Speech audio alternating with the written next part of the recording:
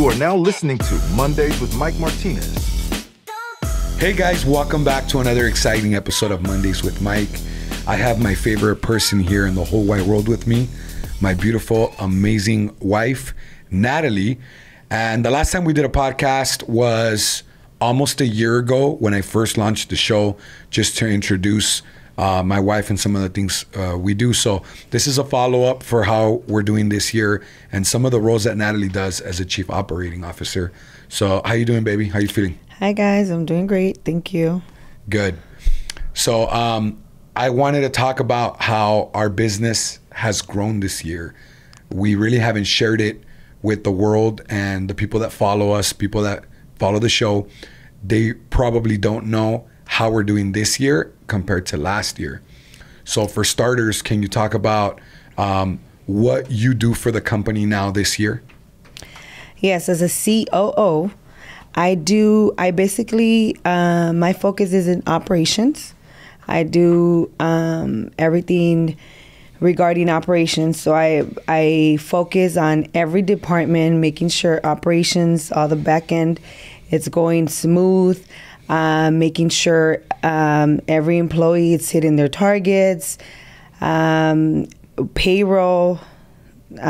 Everything that you guys could think of an operation as a business, I dive into it, and with my VP and my director and admin, we analyze, we audit, and we fix stuff, we add stuff. So my goal this year, well, last year was my goal, that this year we hire our profits. So I guess we're doing a good job, right? We're doing a great job. And I'll share some of the back end insights with everyone, just to give you context and contrast. Last year we finished collection revenue at $21 million. This year we're on target to surpass 25 million, possibly land between 26 and 28 million. And just this year so far, as a matter of fact, we are $2.5 million over where we were this time last year. So we've grown this year over $2.5 million, putting us at around 13 million so far this year. So let's dive deep into some of the things that you've done in the business that has helped us grow $2.5 million this year in revenue. Yeah. So first of all, how much time do you spend as our chief operating officer in the collection agencies? About 85% of the time. 85% of the time. Yeah. Now, starting this month, I'm 100% focused on only doing collection agency work. And that's my focus for the rest of the year, 100% focus on. So from January to June, you were about 85% of your time was spent on the operations of the collection agencies. Yes, and my other 15% was focused on my real estate company. But unfortunately, I'm shutting that down because what makes us more money, it's our collection agency rather than our real estate, which I love doing real estate, but my focus has to be here 100% if we want to hit our personal, professional, and financial goals together. So yeah, one thing that I had to convince you of is to shut down the real estate company, and I want people to know why I was pushing so hard for you to shut it down and to come help me run the agencies 100% of the time. Because the way I look at it is our real estate company was doing $1 million a year average the last 3 years, right? It would even fall short of $1 million. And our profit margins were 35% in a good year. And we're already gonna grow $5 million in collections this year. So if you compare, $1 million to $5 million and the net profit is the same for both businesses, why wouldn't we focus 100% of our time on a $5 or $6 million growth path? And by the way, $5 and $6 million being added to the 21 million that we did last year. Yeah. So I mean, you got $1 million business or a $26 million business. Yeah. It's a no-brainer. Brandon Dawson, our greatest mentor, shared this with me about 3 years ago when I asked him, should I focus on real estate or should I focus on debt collections? And he said, well, what makes you the most money? And I said, well, collections, but he said, no, but what makes you the most money? Collections. Then why are you even fucking asking? He goes, you need to focus 1,000% on that business. Yeah. So thank you for finally listening to me and coming all in with me in the agency. 100% of your time is now spent as our chief operating officer for our collection agencies, right? When you were spending only 85% of your time, it had a huge impact. So from January to June, can we talk about some of the main things that you did to help us? You did grow our profits. Yeah. Our profit margin is higher. We went from about 20% average to, we're trending right now to 32? 30%. 30% average this year is our profit margin. So what are some of the things that you did at the beginning of the year? What was your first, as a chief operating officer, what were the first things that you did in our collection agencies to help fix some of the problems that we had? Well, the first thing I focused on, it was payroll. Because payroll was really high when I first started. I looked at our payroll and it was like, I was like, oh my God, this is crazy how much we're paying in payroll. So I audited payroll and I said, okay, all these people here are doing overtime. So I said, that's perfect. Great. If we need them to work overtime and if they need the overtime, that's great. So what I did is I audited their schedule. I audited their time. I managed their time. How long does it take you to do this? Great. How long does it take you to do this? Great. Okay, perfect. I audited them. They were doing part-time jobs. And we were paying overtime. So I started cutting overtime. And that's how we started increasing our profits. We cut overtime to people that don't even need the overtime. But they were saying, oh, yeah, I need to do this because I need more time or whatever the situation was. But since I audited their schedule, I audited their time matter in every task that they had, I figure, and we both figure, and we all, as an executive team, we figure that they didn't need that overtime. So that was my first focus, payroll. I don't know if you remember this or if you're 100% aware of this, but you got our labor cost. Do you know the numbers? Where we went from our finance meetings with Carmen? No. Do you know our numbers? I don't remember. Where we were and where we're at now? Mm-mm. All right. So we went from 30% labor cost to 20% labor cost. 10%. So 10% on a $2 million month. I mean, you guys do the math. How much money is that you're saving us? That's our average, right? Like right now. Sometimes it was at 25. Sometimes it was at 23. Yeah. Sometimes it was at 19. But right now, I'd like to keep it where we're at. And we just had a conversation right now in my office about, some of the bonuses that we pay to some of the admin team and things like that. And it's like, yeah, we don't want to go back up, but we also have to make sure we're taking care of our teams. If they work their ass off, they should be compensated for it, right? So what are other things that you did besides payroll? Okay, so I heard executive in the beginning of the year or last year, at the end of the last year, oh, we need to hire more people. We need to hire more people. We need more overhead. I said, hold on. Let's see what are the people that we have now are generating us. Let's see what they're making us, right? So talking with our W-2 floor, what are they capable of bringing to every month as a collection agency? So we need to stop hiring and we need to make them produce more. Because we could hire all we want, but our expenses are going to go up if we don't test what they are capable of doing. So I stopped completely hiring. I told the executive we cannot hire. We need to develop them to produce more. We develop them. You want to develop them to produce more, and they're able to hit bonus. They're able to hit higher bonuses. Why do we want people to just be here for a paycheck? I don't want to hire people for a paycheck. They have to have motivation to want more and more. So that's the second thing I did. So I focused on every floor, and I said, they have to produce us. What we need to hire, they have to bring it. We don't have to hire. That's more expense.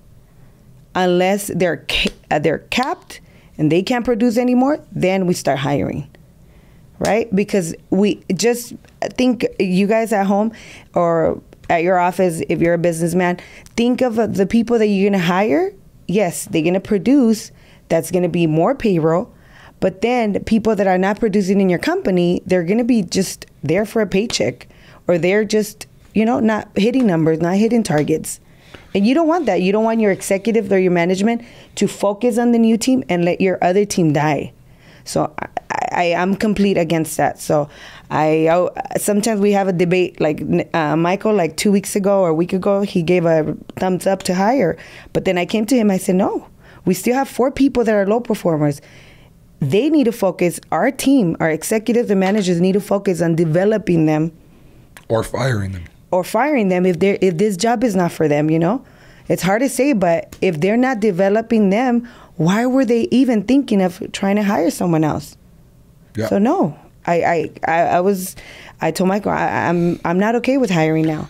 That's the second. Sorry to go into long. How did you end up getting everybody that was on the team, or in the teams on the departments, to contribute at a higher number when you identified that?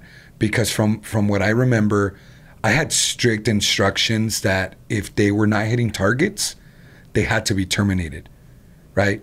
But then you said, well, hold on, before you fire them, are they doing everything in their power as managers to train and develop them the right way so that they can be equipped to perform at a high level? Because if they're not, then the managers are the ones that need to be held accountable for that. Yeah. They need to be responsible for why their team is failing. So what did we do and how did you fix that? So we had a meeting with our executive team and managers. Well, basically our executives, because they transfer the information to our managers.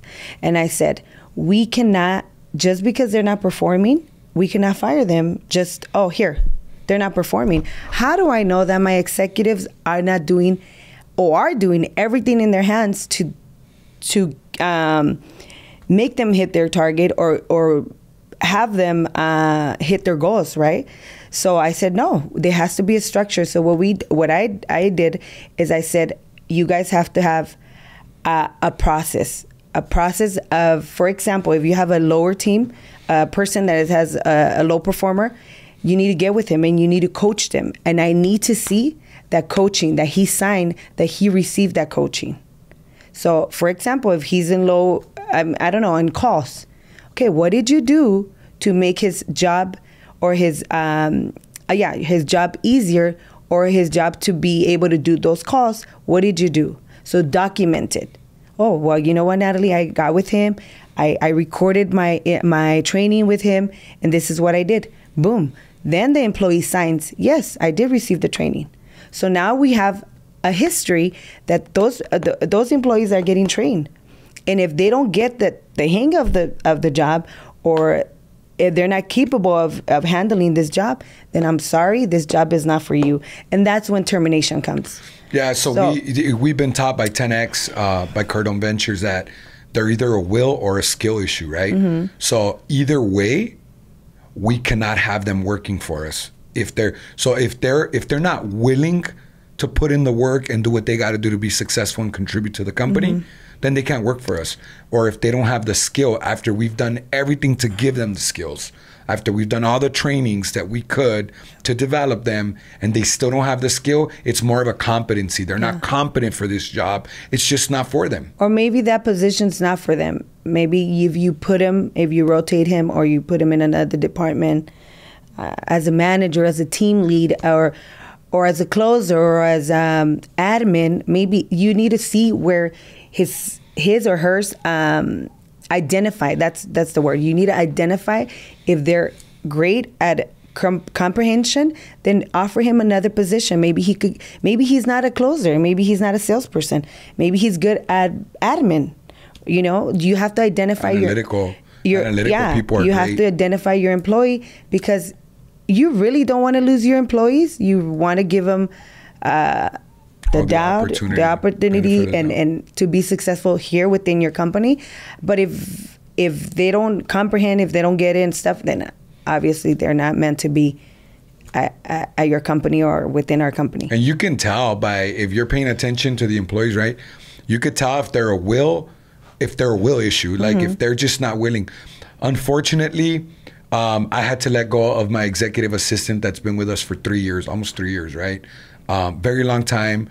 I put a lot of training in developing. I invested a lot into her, and her attitude was just getting very, very toxic, right? She was just negative, and that's part of promoting people too fast sometimes. When we promote them too fast, then they expect to get promoted. We've been having this conversation for like the past 2-3 weeks, right? Because even from executives and managers, you have this issue. It's like, hey, I'm capped. What do you mean you're capped? You got promoted a year ago. Yeah, well, what about this year? No, it's not every year. It doesn't work like that. Oh, you want to talk about that? Yeah. There's employees here within the company that says, hey, I've been in the same position for 2 years. And my answer is, great. Other companies have you in the same position for 5 years. What have you shown me? What have you done that you deserve that promotion or that raise? Because now we have this rule here within our company. We don't give raises. We give promotions. What have you done to develop your personal, professional, and financial goals, or your skills? Your skills. To be able to deserve a raise or a promotion, So I'm sorry. Michael says that I'm the, what did you call me on Monday? Savage. You're a savage. I'm the savage one, but I have to be because Michael is a soft person. So we can't be either too savage or too soft together. One has to be the soft, one has to be the savage. So yes, I feel sometimes that I have to. I hate to be like this because everyone out there, your family and friends of me, that I have a great heart, but when it's business, you have to get to business. Like there's no way, So yes, you could be in the same position with us for 2 years, but what have you done? What have you developed? Your personal development. What have you done? Have you read the books that we asked for you to do? Have you done Cardone University? Have you? Like, what's your attendance? What's your attitude? Like, I'm not just going to give you raises and promotions just because you've been with me for 2 years or 1 year. Like, yeah, what have you contributed? If we're always finding mistakes and we got to be giving you a reset warning every month or a write-up every month, like we cannot promote you. Like I always say to my team and myself, because we all make mistakes. We all make mistakes. I do. Michael does. Everyone. I don't make mistakes. But how often do you make them? And is it the same mistake? Right? So if you prove to me that you're like on top of it and I don't have to catch any mistakes, or I don't have to catch any I forgot to do this and that, then I guarantee you I'll give you a promotion. It got past me. It can't be getting past you. So we also have a rule: if you're an admin and you make a money mistake, you automatically forfeit your bonus for the month. Yeah. Because you made a money mistake. We don't allow money mistakes here in this company. And I just talked to the executives this morning, because they said, well, can you put in writing what counts or what mistakes would merit a write-up or a reset warning? And I see, I'll keep it very simple. To forfeit their bonus. Yeah, to forfeit their bonus, because we threaten their bonus. If you're not doing what you're supposed to do, I can't give you a bonus. You already have a good salary. Some have a great salary.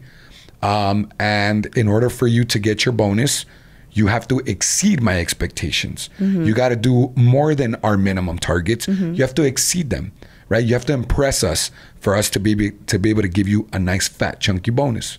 So they asked, well, what merits a write-up? I said, well, let's keep it very simple. We have a new policy here. We do not repeat ourselves. So if I asked you to do something, if I asked you to set up a computer, if I asked you to make sure that an SOP, a standard operating procedure, is done on a certain task, mm-hmm. and it's due by Friday, and I check on Monday and it didn't get done, I don't repeat myself. You're gonna get written up. So you get a reset warning, you get a write-up, and then you get a performance improvement plan. If you're on a PIP, on a performance improvement plan, you don't qualify for your bonus. Yeah. It's just a rule here because you already fucked up 3 times this month or in a week or whatever time frame. Yeah. You know? So I have to say this, that Nataly only gave me 20 minutes. You guys only got a 20-minute interview with her.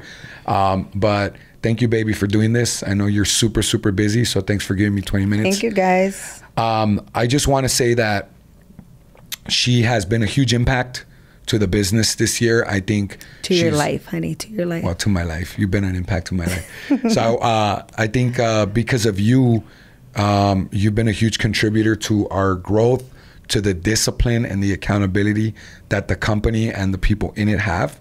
So thank you for giving us 20 minutes and thank you. Sharing some of the important parts of operation. This is just a little bit. Just 2 things that I just 2 things. So I still have a lot more, and I'm still working with our teams, you know, to get them better, to get myself better. You know, Can I get another 20 minutes at the end of the year to explain what else you've done? Of course, before the holidays. Before the holidays. So thank you again. I love you. Thank you. I love you a lot.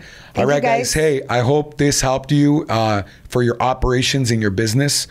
She touched on people and accountability. That's what she touched on right now. So if you're watching this, sorry, honey, for interrupting. If you're watching this, if you're business owners, go look at your expenses. Go look at your payroll. See what people could do more. They could contribute way more. People come to me and say, oh, I can't no more. I need help. I need an assistant. No, you do not need an assistant. I'll be your assistant. Let's go. Come on, let's go check your schedule. What you do. That's how you're supposed to. I'll find time in your pull up your calendar. Yeah. Pull up your calendar. How much time are you spending on each item? So this is just some of the stuff that she does. But obviously there's a lot more that goes into it. So she'll be sharing more at the end of the year. But make sure you guys like, comment, and subscribe if you haven't. And thanks again, baby. We'll see you guys next time on Mondays with Mike. Bye.